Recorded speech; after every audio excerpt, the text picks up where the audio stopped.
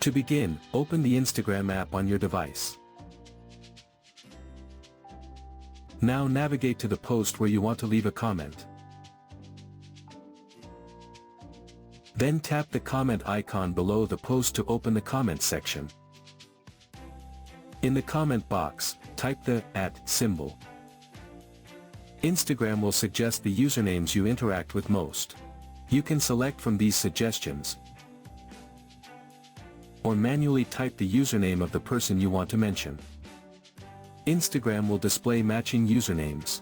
Select the correct one from the suggestions to ensure proper tagging.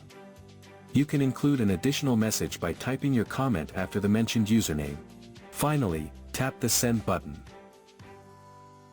Then, the mentioned username will be posted publicly under the post, and the person you mentioned will receive a notification. So that's how you can mention someone in an Instagram comment.